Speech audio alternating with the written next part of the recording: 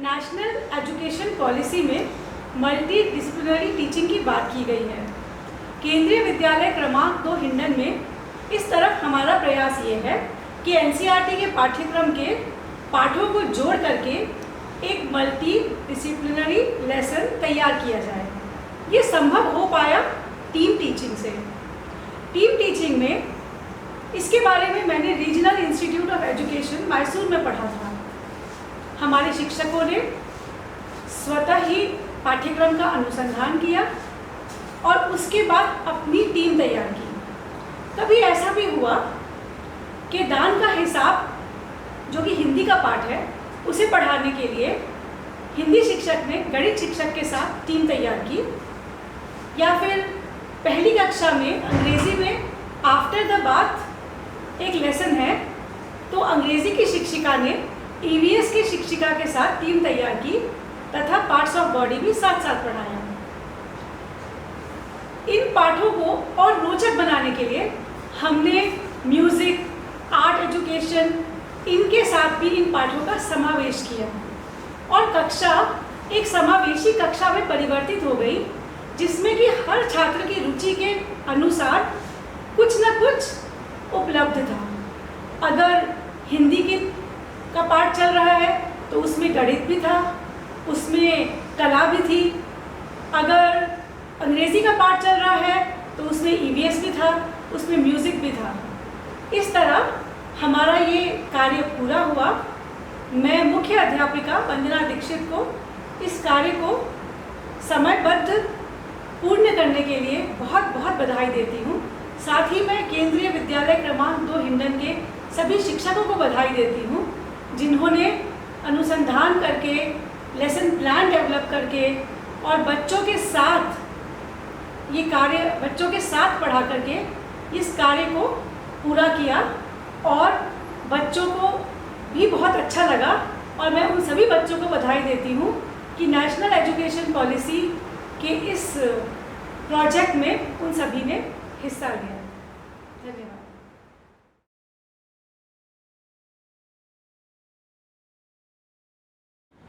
सुप्रभात बच्चों। हिंदी की कक्षा में आपका स्वागत है। बच्चों, कैसे हैं आप सभी? ठीक है। अच्छे हैं?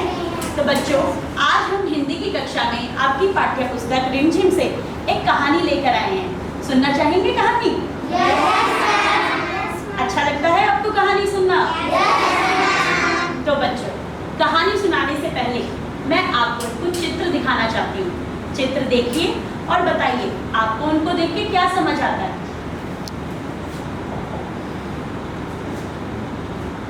बताइए बच्चों।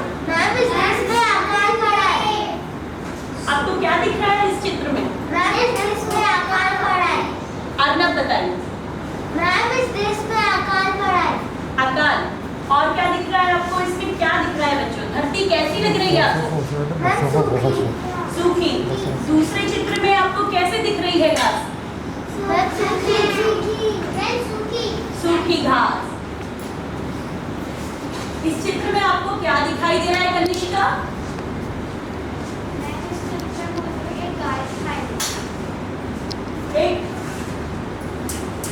इसमें आपको एक कमजोर गाय दिखाई दे रही है।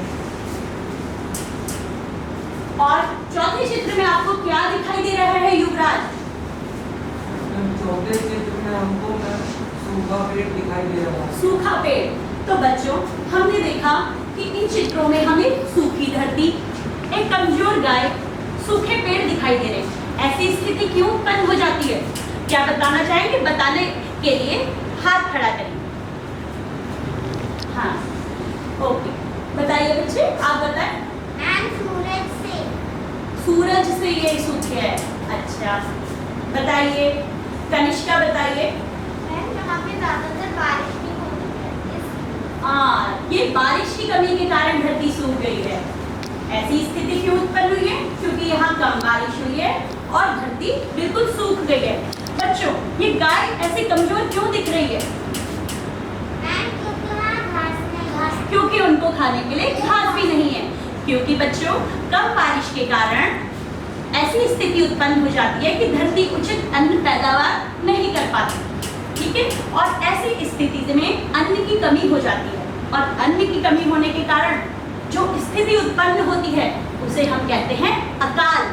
आपने सुना होगा ना, इस देश पे अकाल पड़ गया या उस राज्य में सूखे के कारण अकाल पड़ गया, ठीक है।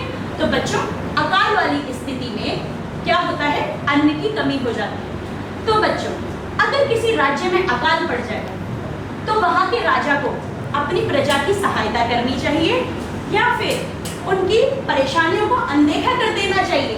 उत्तर देने के लिए आप हाथ खड़ा करिए। आराध्या बताइए, राजा को अपनी प्रजा की सहायता करनी चाहिए या फिर उनकी परेशानियों को अनदेखा कर देना चाहिए? बताइए अरुणा। मैम, राजा को उसकी सहायता करनी चाहिए। बिल्कुल सही कहा आपने, राजा को उसकी प्रजा की सहायता करनी चाहिए। लेकिन बच्चों, हमारी कहानी का राजा इस विषय में कुछ और ही सोचता है। तो आइए आनंद लेते हैं कहानी दान का हिसाब का, जिसके लेखक हैं सुकुमार राय। बच्चों, अपनी पाठ्य पुस्तक रिमझिम का पाठ 7 पेज 51 खोलिए। तो एक था राजा, राजा जी लगता कपड़े पहनकर यूं तो हजारों रुपए खर्च करते रहते थे, पर दान के वक्त उनकी मुट्ठी बंद हो जाती थी। लगता कपड़े मतलब बच्चों सजावटी कपड़े, ठीक है, और हजारों रुपए खर्च कर देते थे, पर दान के वक्त उनकी मुट्ठी बंद हो जाती थी। दान क्या होता है बच्चों? दान होता है किसी को अपनी मर्जी से कुछ देना और बदले में कुछ ना लेना, ठीक है। उनकी मुट्ठी बंद हो जाती थी। क्या मुट्ठी बंद होना का मतलब आप जानते हैं बच्चों? हाँ बताओ। मतलब नहीं देना। मतलब नहीं देना, किसी को कुछ नहीं देना, ठीक है। राज्यसभा में एक से एक नामी लोग आते रहते थे, लेकिन गरीब, दुखी, विद्वान, सज्जन इनमें से कोई नहीं आता था। राज्यसभा में एक से एक नामी लोग आते थे, लेकिन गरीब, दुखी, विद्वान, सज्जन इनमें से कोई नहीं आता था, क्योंकि वहां पर इनका बिल्कुल सत्कार नहीं होता था। क्या सत्कार मतलब समझते हैं बच्चे? सत्कार मतलब आदर, आओ भगत। जब आपके घर में कोई आता है, मेहमान आते हैं, तो आप उनका आदर सत्कार करते हैं ना। लेकिन राजा अपनी सभा में विद्वान लोगों का, गरीब लोगों का बिल्कुल भी सत्कार नहीं करता था। एक बार उस देश में अकाल पड़ गया। मैंने आपको बताया था अकाल क्या होता है। एक बार उस देश में अकाल पड़ गया। पूर्वी सीमा के लोग भूखे प्यासे मरने लगे। पूर्वी सीमा समझते हैं ना बच्चों? पूरब दिशा की साइड जो सीमा लगी है। राजा के पास खबर आई, मतलब सूचना आई। वे बोले, यह तो भगवान की मार है, इसमें मेरा कोई हाथ नहीं है। लोगों ने कहा, महाराज, राजभंडार से हमारी सहायता करने की कृपा करें, जिससे हम लोग दूसरे देशों से अनाज खरीदकर अपनी जान बचा सके। क्योंकि अपने देश में तो बच्चों अकाल पड़ गया है, तो उनको अनाज खरीदने के लिए दूसरे देशों से खरीदना पड़ेगा। तो राजभंडार होता है बच्चों जहां राज्य की संपत्ति सुरक्षित होती है। राजा ने कहा, आज तुम अकाल से पीड़ित हो, कल पता चलेगा कहीं भूकंप आया है, परसों सुनूंगा कहीं के लोग बड़े गरीब हैं, 2 वक्त की रोटी नहीं जुटती। इस तरह सभी की सहायता करते करते जब राजभंडार खत्म हो जाएगा, तब खुद मैं ही दिवालिया हो जाऊंगा। दिवालिया का मतलब होता है कुछ भी ना रह जाना, कंगाल हो जाना। यह सुनकर सभी निराश होकर लौट गए। इधर अकाल का प्रकोप फैलता ही जा रहा था। प्रकोप मतलब बुरा असर। न जाने रोज कितने ही लोग भूख से मरने लगे। लोग फिर राजा के पास पहुंचे। उन्होंने राजसभा में गुहार लगाई। राजसभा मतलब राजा की सभा, जहां विद्वान मंत्री लोग बैठते हैं और चर्चा करते हैं। दुहाई महाराज, आपसे ज्यादा कुछ नहीं चाहते, सिर्फ 10,000 रुपए हमें दे दें, हम आधा पेट खाकर भी जिंदा रह लेंगे। प्रजा इतनी परेशान हो गई कि उन्होंने कहा, कम से कम राजा हमें आधा पेट खाने तक की रकम तो दे दे, शायद दे दे। राजा ने कहा, 10,000 रुपए भी क्या तुम्हें बहुत कम लगते हैं? और इतने कष्ट से जीवित रहकर लाभ ही क्या है? देखो राजा अपनी प्रजा के साथ देखिए कितना बुरा व्यवहार कर रहा है। एक व्यक्ति ने कहा, भगवान की कृपा से लाखों रुपए राजकोष में मौजूद हैं। जैसे धन का सागर हो। धन का सागर मतलब बच्चे, सागर में क्या होता है? बहुत पानी, जिसको आप गिन नहीं सकते, जिसका हम अनुमान भी नहीं लगा सकते। तो ये बोला जा रहा है, प्रजा कह रही है इतना सारा धन है जिसका अनुमान भी नहीं लगाया जा सकता। उसमें से एक आध लोटा ले लेने से महाराज का क्या नुकसान हो जाएगा? राजा ने कहा राजकोष में अधिक धन है तो क्या उसे दोनों हाथों से लुटा दूं? दोनों हाथों से लुटाना मतलब बहुत ज्यादा खर्च करना। एक अन्य व्यक्ति ने कहा महल में प्रतिदिन हजारों रुपए इन सुगंधित वस्त्रों, मनोरंजन और महल की सजावट में खर्च होते हैं। सुगंधित समझते हैं बच्चे? क्या होता है सुगंधित? खुशबूदार, ठीक है। यदि इन रुपयों में से थोड़ा सा धन जरूरतमंदों को मिल जाए तो उन दुखियों की जान बच जाएगी। दुखी मतलब जो परेशान लोग होते हैं। यह सुनकर राजा को क्रोध आ गया। क्रोध मतलब गुस्सा आ गया। खुद भिखारी होकर मुझे उपदेश दे रहे हो? मेरा रुपया मैं इसे उबाल कर खाऊं या तल कर, मेरी मर्जी। तुम अगर इसी तरह बकवास करोगे तो मुश्किल में पड़ जाओगे, इसलिए इसी वक्त तुम चुपचाप खिसक जाओ। राजा ने उन्हें एक तरीके से धमकी दी ताकि वो डर जाएं। और वो कैसी धमकी दी? यानी राजा उन्हें दंड देने की धमकी देने लगा। राजा का क्रोध देख के लोग वहां से चले गए। बेचारी प्रजा करती भी क्या? राजा हैं, वो दंड दे सकते हैं। उनके गुस्से को देख के प्रजा चली गई। राजा हंसते हुए बोला छोटे मुंह और बड़ी बात, अगर 100-200 रुपए होते तो एक बार सोच भी सकता था। पहरेदारों की खुराक 2-4 दिन कम कर देता और यह रकम पूरी भी हो जाती। मगर 100-200 से इन लोगों का पेट नहीं भरेगा। एकदम 10,000 मांग बैठे। छोटे लोगों के कारण नाक में दम हो गया है। नाक में दम होना जानते हैं बच्चे? नाक में दम होना? हाँ बच्चे बताइए, आगे आके बताइए। नाक में दम होना बताइए बच्चों। गुस्सा नहीं, परेशान हो जाना। नाक में दम होना, जैसे चूहों ने तो नाक में दम कर दिया है, मतलब परेशान हो जाना। अब राजा ने क्या किया कि उसने सोचा 100-200 रुपए मांगते तो मैं पहरेदारों की खुराक कम कर देता। देखो राजा अब भी अपने राजभंडार से पैसे नहीं देना चाहता, वो अब भी किसकी? पहरेदारों की खुराक कम करने के लिए कह रहा है। यह सुनकर वहां उपस्थित लोग हाँ हूं कहकर रह गए। हाँ हूं मतलब कुछ कह ही ना पाए उपस्थित। मगर मन ही मन उन्होंने भी सोचा राजा ने ये ठीक नहीं किया। जरूरतमंदों की सहायता करना तो राजा का कर्तव्य है। कर्तव्य समझते हैं बच्चों? कर्तव्य मतलब जो काम किया ही जाना चाहिए। जैसे आपका कर्तव्य है पढ़ाई करना इस वक्त। 2 दिन बाद न जाने कहां से एक बूढ़ा सन्यासी राजसभा में आया। उसने राजा को आशीर्वाद देते हुए कहा दाता कर्ण महाराज, बड़ी दूर से आपकी प्रसिद्धि सुनकर आया हूँ। पर प्रसिद्धि लोकप्रियता मतलब आपकी बातें सुन के आया हूँ, आपकी अच्छी बातें सुन के आया हूँ। सन्यासी की इच्छा भी पूरी कर दें। सन्यासी समझते हैं ना? साधु सन्यासी जो दान लेके अपना जीवन का गुजारा करते हैं। अपनी प्रशंसा सुनकर राजा बोला। अब सन्यासी इस तरीके से आए उनकी प्रशंसा करते हुए कि थोड़ा सा राजा खुश हो जाए और एकदम से क्रोधित ना हो और मेरी बात सुन ले। जरा पता तो चले तुम्हें क्या चाहिए? यदि थोड़ा कम मांगो तो शायद मिल भी जाए। सन्यासी ने कहा मैं तो सन्यासी हूँ, मैं अधिक धन का क्या करूँगा? सन्यासी लोग क्या करते हैं? बस कपड़े रहते हैं, खाते हैं और एक कमंडल लेके घूमते हैं। उनको ज्यादा धन की आवश्यकता होती ही नहीं है ना? मैं राजकोष से 20 दिन तक बहुत मामूली भिक्षा प्रतिदिन लेना चाहता हूँ। मामूली मतलब साधारण सी भिक्षा, ज्यादा नहीं, बहुत साधारण। मेरा भिक्षा लेने का नियम इस प्रकार है। तो बच्चों भिक्षा लेने का नियम समझिए आप पहले।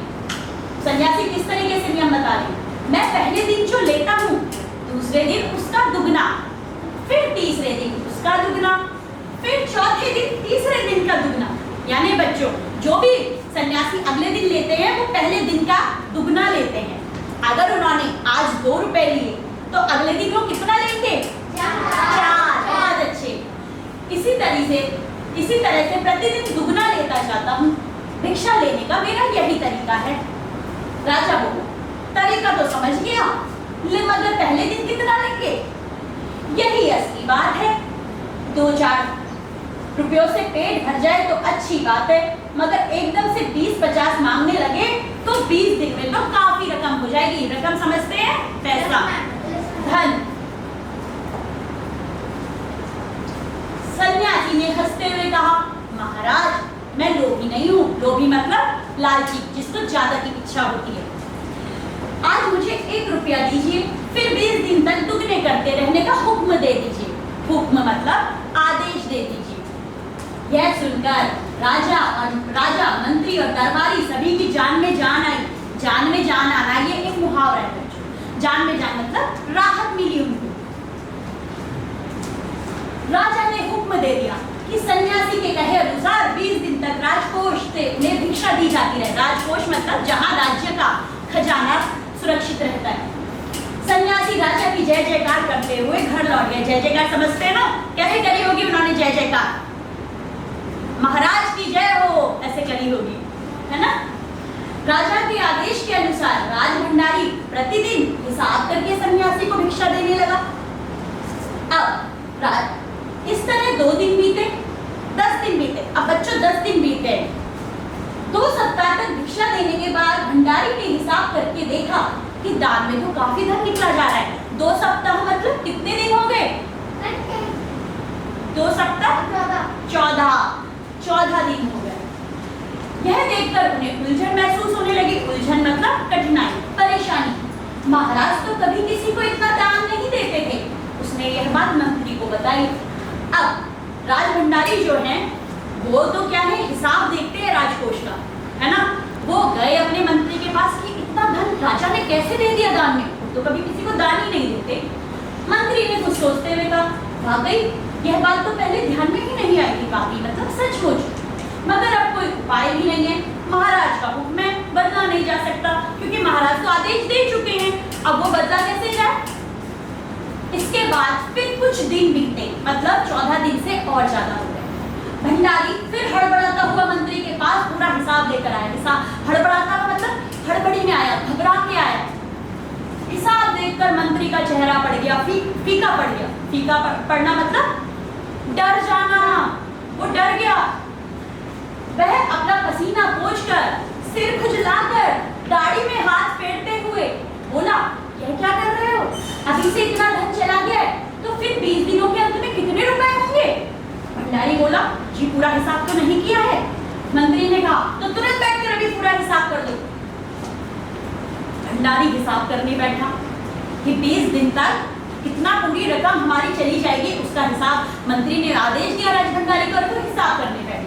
मंत्री महाशय अपने माथे पर बर्फ की पट्टी लगाकर तेजी से पंखा झलवाने लगे। मतलब उनको इतने पसीने छूट गए डर से कि उनको पंखा झलवाना पड़ा। कुछ ही देर में भंडारी ने पूरा हिसाब कर दिया। मंत्री ने पूछा, कुल मिलाकर कितना हुआ? भंडारी ने हाथ जोड़कर कहा, जी 10,48,575 रुपए। मंत्री गुस्से में बोला, मजाक कर रहे हो? यदि सन्यासी को इतने रुपए दे दिए तब तो राजकोष खाली हो जाएगा। मतलब राजकोष में से सारा रकम, सारा धन दान में चली जाएगी। भंडारी ने कहा, मजाक क्यों करूंगा, आप ही हिसाब देख लीजिए। यह कहकर उसने हिसाब का कागज मंत्री जी को दे दिया। हिसाब देखकर मंत्री जी को चक्कर आ गया। चक्कर आ गया मतलब डर गए वो, और सभी उन्हें संभाल कर बड़ी मुश्किलों से राजा के पास ले गए। राजा ने पूछा, क्या बात है? मंत्री बोले, महाराज राजकोष खाली होने जा रहा है। राजा ने पूछा, वह कैसे? मंत्री बोले, महाराज सन्यासी को आपने दान देने का हुक्म दिया, मगर अब पता चला कि उन्होंने इस तरह राजकोष से करीब 10 लाख रुपए झटकने का उपाय कर लिया। झटकने मतलब खींचने का, ठीक है। राजा ने गुस्से से कहा, मैंने इतने रुपए देने का आदेश तो नहीं दिया था, फिर इतने रुपए क्यों दिए जा रहे हैं? भंडारी को बुलाओ, क्योंकि भंडारी किसका हिसाब रखता है? भंडारी किसका हिसाब रखता है? राजकोष के पैसों का। तो मंत्री जी ने कहा, जी सब कुछ आपके हुक्म के अनुसार ही हुआ है, आप खुद ही दान का हिसाब देख लीजिए।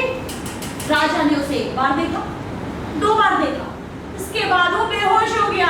बेहोश क्यों हो गया? क्योंकि उसके राजकोष का सारा धन भिक्षा में जा रहा था। काफी कोशिशों के बाद उनके होश में आ जाने पर लोग सन्यासी को बुलाने दौड़े कि वही कुछ उपाय कर सकते हैं हम। सन्यासी के आते ही राजा रोते हुए उनके पैरों पर गिर पड़ा।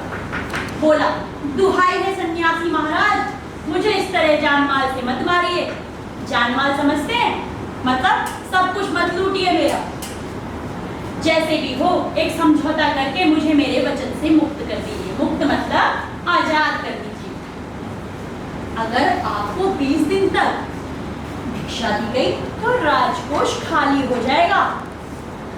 फिर राजकाज कैसे चलेगा? बच्चों, राजकोष के धन से ही तो राज्य की भलाई के कार्य किए जाते हैं, है ना?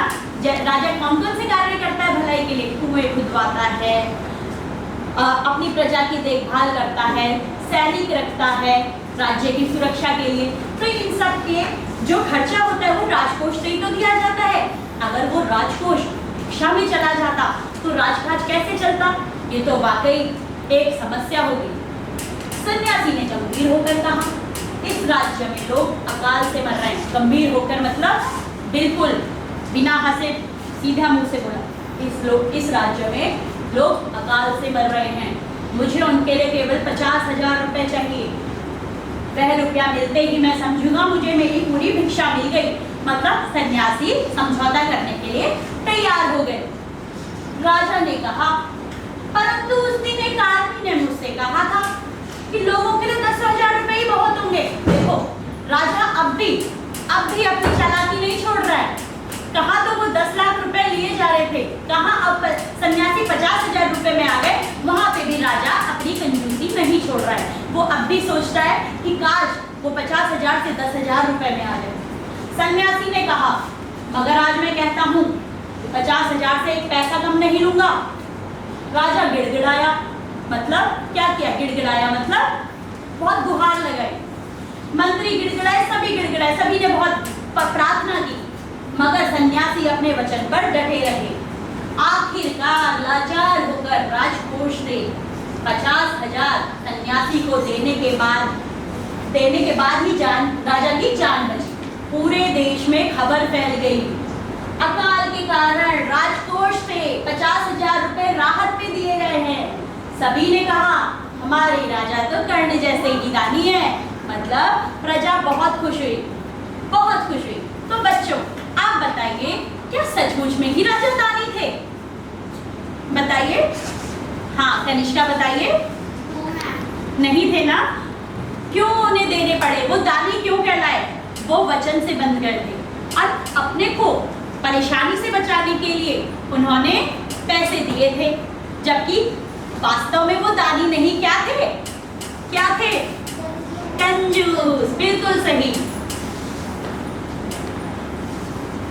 बच्चों, अब राजा अगर सन्यासी के वचन अनुसार भिक्षा देते तो 10 दिन में बच्चों तो आखिरी दिनों में कितने पैसे देने पड़ रहे थे? 50,000। नहीं बच्चे, अगर सन्यासी की भिक्षा उसी वचन अनुसार चलती तो कुल मिला के कितना हिसाब हो गया था? 10 लाख। बिल्कुल सही, 10 लाख से ज्यादा रुपए हो गए। बिल्कुल सही बच्चे, आप अपनी सीट पे जा सकते हैं। बहुत अच्छे। तो बच्चों, ये 10 लाख रुपए जो हुआ, इसका हिसाब क्या आप बता सकते हैं? हर प्रतिदिन कितना रहा होगा? इसका तो हिसाब लगाना पड़ेगा ना। तो यही हिसाब समझाने के लिए मैं गणित अध्यापक श्रीमान राजीव मल्होत्रा जी को आमंत्रित कर रही हूँ। धन्यवाद। यस, सुप्रभात बच्चों। श्वेता बहन ने बहुत अच्छी कहानी सुनाई आपको और हम उसी कहानी को आगे लेके चलते हैं कि किस तरीके से 1 रुपए का 10 लाख रुपया हो गया। आज हम उसी के बारे में बात करेंगे कि 1 रुपए का 10 लाख कैसे बन गया। आज हम उसी के बारे में बात करते हैं। और सबसे पहले बच्चों, आपको पता लगा कि राजा अपनी प्रजा की बिल्कुल भी सहायता नहीं करता था, बिल्कुल भी फिजूल खर्च नहीं करता था। क्यों? क्योंकि वो कंजूस था। अब राज्य में अकाल पड़ गया, फिर भी राजा को होश नहीं आया, उसने प्रजा की कोई चिंता नहीं की। क्यों नहीं की? क्योंकि वो कंजूस था, वो अपनी प्रजा के ऊपर पैसा खर्चना नहीं चाहता था। इसलिए क्या करा उसने कंजूसी दिखाई। अपनी प्रजा की सहायता नहीं की। अब बूढ़ा सन्यासी आया और वो चाहता था कि राजा को कुछ ना कुछ सबक सिखाया जाए, और वो सन्यासी ने क्या कहा? बूढ़ा सन्यासी राज्यसभा में आया और उसने राजा से राजकोष से 20 दिन तक लगातार, ये एक शर्त रखी थी, बहुत इंपॉर्टेंट है, बहुत मुख्य है, क्या 20 दिन तक मामूली भिक्षा लेने को कहा। कितनी? राजा जी सिर्फ मामूली सी भिक्षा दे दो, हर रोज 20 दिन तक मुझे भिक्षा देते रहो। भिक्षा का नियम सन्यासी ने बताया कि भिक्षा का नियम मेरा होगा। तो राजा ने कहा बताओ सन्यासी, भिक्षा का नियम क्या है? तो उसने कहा मैं पहले दिन जो भी भिक्षा लेता हूं, दूसरे दिन उसका दुगना लेता हूं, और तीसरे दिन दूसरे दिन का दुगना लेता हूं, और चौथे दिन तीसरे दिन का दुगना लेता हूं। अब एक शब्द आप बार बार सुन रहे हैं, दुगुना। अब ये नया शब्द है आपके लिए, दुगना। ये दुगना क्या होता है उसके बारे में बात करते, और कहता है इस तरीके से प्रतिदिन दुगना भिक्षा लेता जाता हूं। 1 दिन से लेके 20 दिन तक मैं हर रोज दुगनी भिक्षा लूंगा। ये सन्यासी की भिक्षा लेने का नियम था। उसके बाद अब एक नया शब्द आपने सुना, दुगना। दुगना क्या होता है? दुगना का अर्थ होता है 2 गुना। क्या? 2 गुना। ये गुना है जो हम गणित में गुना शब्द का चिन्ह लगाते हैं, ये वही है। अब ये होता क्या है? ठीक है, किसी संख्या को 2 से गुणा कर देने पर वह संख्या की दुगनी हो जाती है। ये बहुत ध्यान रखने वाली बात है। दुगना का मतलब क्या है? यहाँ पर किसी संख्या को 2 से गुणा कर देने पर वह संख्या की दुगनी हो जाती है। और इसी नियम के हिसाब से 1 रुपए का 10 लाख रुपया बन गया। 1 रुपए का, देखिए छोटा सा नियम है, पर 20 दिन के अंदर 1 रुपए से 10 लाख रुपए उस व्यक्ति ने बना लिए। क्या? पहले दिन भंडारी सन्यासी को बहुत खुश होकर दान देता है। अरे 1 रुपया ही तो देना है, 1 रुपया देने में क्या दिक्कत है? बड़े खुश होकर देता है, और पहले दिन का दान मात्र 1 रुपया देता है वो, और भंडारी बड़ा खुश होता है, आज मैंने 1 रुपया दान दिया। क्यों? क्योंकि राजा की आज्ञा का पालन कर रहा था। अब अगले दिन क्या होगा? अगले दिन उसका दुगना होगा। दूसरा दिन क्या है? देखिए दूसरा दिन फिर दोबारा सन्यासी आता है और भंडारी से पैसे लेता है। कितने लेता है? 1 रुपए का दुगना। दुगना मतलब 2 से गुना कर देना है। 1 दूनी 2, तो कुल दान हो गया 2 दिन का। 2 दिन का कितना हो गया? नहीं, अभी नहीं। 2 रुपए आज के, 1 रुपया कल का, 3 रुपए हो गए 2 दिन का दान।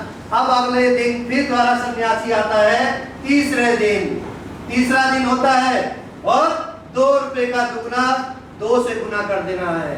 तो क्या होगा? 4 रुपए, 2 दूनी 4। इस तरीके से तीसरे दिन उसने, भंडारी ने सन्यासी को 4 रुपए दान में दिए।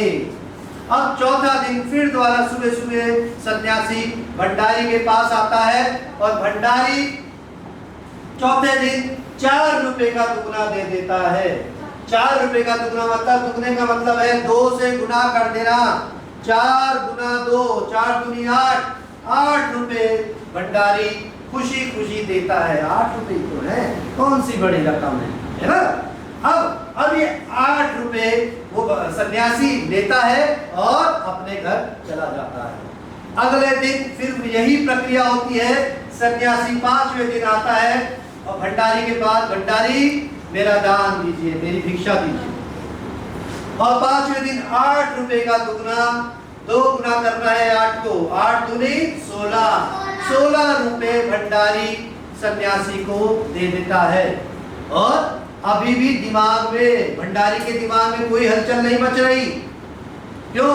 क्योंकि अभी संख्या बहुत छोटी है, मूल्य बहुत छोटा है, इसलिए कोई परेशानी नहीं है। पर जैसे जैसे आगे दिन होंगे, आगे आगे परेशानियां देखते हैं कि बढ़ती है या घटती है। अब आगे छठे दिन, फिर छठा दिन आता है, सन्यासी फिर दोबारा भिक्षा लेने आता है। भंडारी फिर दोबारा अपने भंडार से क्या निकालता है, दुगना निकालता है और 16 का दुगना कर देता है। दुगना का मतलब होता है 16 को 2 से गुना करना, मतलब 16 दूनी 32, 32 रुपए जो है भंडारी सन्यासी को दान में दे देता है। उसके बाद 7वां दिन फिर दोबारा यही प्रक्रिया होती है और 7वां दिन 32 रुपए का दुगना करना है। 32 दूनी 64, 2 गुना 32 को 2 से गुना करना है। दुगना का मतलब होता है 2 से गुना करते रहना। अब 32 को 2 से गुना किया, 64 रुपए भंडारी ने सन्यासी को दे दिए। अब सन्यासी खुशी खुशी पैसा लेता जा रहा है, दान लेता जा रहा है, पर यहाँ पर भंडारी के दिमाग में कुछ ना कुछ हलचल मचना शुरू हो जाती है कि ये पैसा तो दिन भर प्रतिदिन बढ़ता जा रहा है। उसके बाद 8वां दिन आता है, 64 रुपए का दुगना फिर दोबारा सन्यासी दान लेने आ जाता है और भंडारी 64 रुपए का दुगना क्या होता है, 64 को 2 से गुना कर देना है। तो 64 को 2 से गुना किया तो 128 रुपए कुल दान 8वें दिन का सन्यासी लेकर चला जाता है। अब जब दान लेके जाता है, अगले दिन सन्यासी फिर दोबारा आता है 9वें दिन और सुबह सुबह फिर बोलता है, भंडारी जी मेरा दान दीजिए, और 128 रुपए का दुगना फिर दोबारा दान सन्यासी लेके चला जाता है। और 128 को जब हम 2 से गुना करते हैं तो 256 रुपए हो जाते हैं। देखिए कहानी शुरू हुई थी 1 रुपए से और 9वें दिन तक आते आते ये 256 रुपए हो जाती है। अभी भी दिमाग में हलचल नहीं हुई भंडारी के। आगे 10वां दिन आता है, 10वां दिन 256 का दुगना कितना हो गया, 512 रुपए। अब दिमाग में भंडारी के घंटी बजी कि भैया यहाँ तो पैसा अब बहुत बड़ा होता जा रहा है, ये दान कैसे दिया जाएगा। भंडारी के पसीने छूटने शुरू हो जाते हैं। आखिर राजा जी इतना दान कभी नहीं देते, हमारे राजा जी इतने कंजूस है, किसी की सहायता करने को तैयार नहीं होते, पर आज एक सन्यासी को 500 रुपए दे दिए। आखिर ये कैसा होता जा रहा है, उनके दिमाग में हलचल मचना शुरू हो जाती है। कोई बात नहीं, क्योंकि आदेश का पालन हमें करना है। भंडारी कहता है हमें आदेश का पालन करना होगा। आगे 11वां दिन 512 का दुगना हो गया, 2 से गुना करेंगे 512 को 1024 रुपए। अब आप सोचिए 11वें दिन 1024 रुपए हो जाते हैं। 1 रुपए से कहानी शुरू हुई और 11 दिन में 1000 रुपए के ऊपर पहुंच गया। उसके बाद 12वें दिन फिर दोबारा सन्यासी आता है।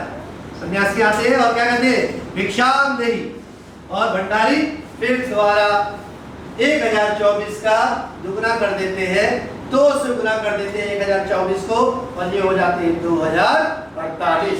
12 दिन तक 2048 रुपए हो गए 12वें दिन। ठीक है, अब आगे 13वें दिन फिर दोबारा आता है सन्यासी भिक्षा लेने, भिक्षाम देहि, ठीक। और भंडारी जो है पिछले दिन का जो दुगना होता है वो रकम उनको देता है। पिछले दिन की रकम कितनी थी, 2048 रुपए, और उसका दुगना कर दिया, 2 से गुणा कर दिया तो कितना हो गया, 4096 रुपए उसका दुगना हो जाता है। अब उसके बाद 14वें दिन फिर दोबारा सन्यासी आता है। आप देखिए 1 रुपए से शुरू हुई कहानी कहां तक आ गई, 4096 रुपए तक आ गई। अब 4096 को गुणा किया 2 से तो 14वें दिन का 8192 रुपए का दान भंडारी देता है, और 14 दिन तक अब उसके पसीने छूटना शुरू हो जाते हैं। अब वो भागे भागे जाता है मंत्री के पास, मंत्री जी 14वें दिन का दान 8192 रुपए हो चुका है, और दान कहां से शुरू किया था, 1 रुपए से। अब आप सोचिए, मंत्री कहता है पूरे दिन का हिसाब लगाओ, 14 दिन का। कहता अभी तक तो नहीं लगाया, कह रहा नहीं अभी लगाओ, और वो भंडारी अपना हिसाब लगाना शुरू करता है। पहले दिन का दान 1 रुपए, 2 दिन का दान, दूसरे दिन का दान कितना था 2 रुपए, तीसरे दिन का दान 4 रुपए, चौथे दिन का दान 8 रुपए। इस तरीके से वो हिसाब लगाना शुरू कर देता है और जैसे जैसे हिसाब लगाता है उसके पसीने छूटते चले जाते हैं।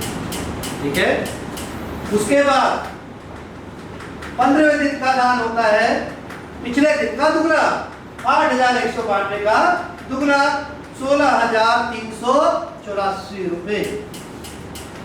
उसके बाद 16वें दिन का होता है 16,384 का दुगना करेंगे। जब भी दुगना शब्द आएगा आपको 2 से गुना करना है।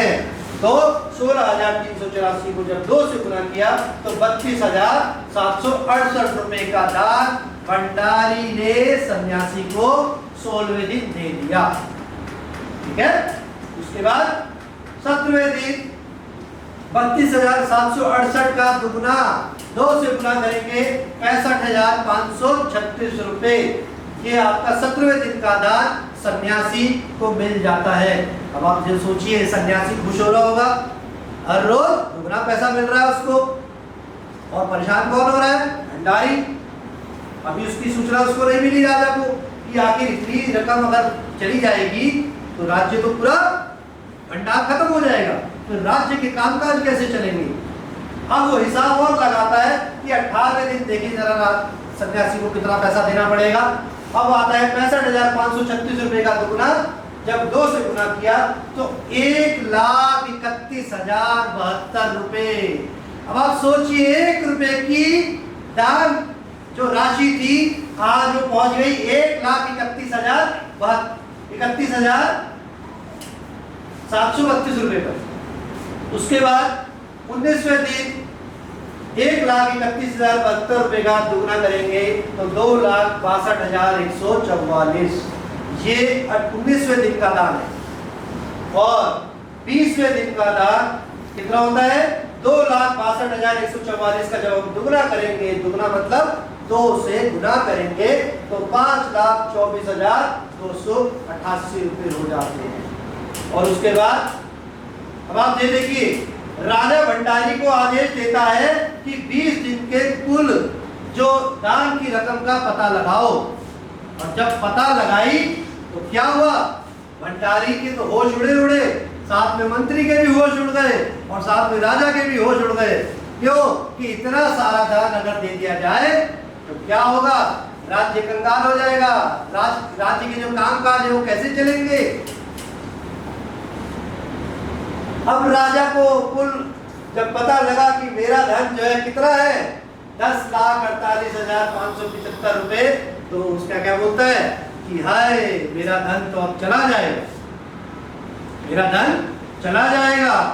तो फिर उसने क्या शर्त रखी कि महाराज मुझे माफ कर दीजिए, मैं इतना नहीं दे पाऊंगा।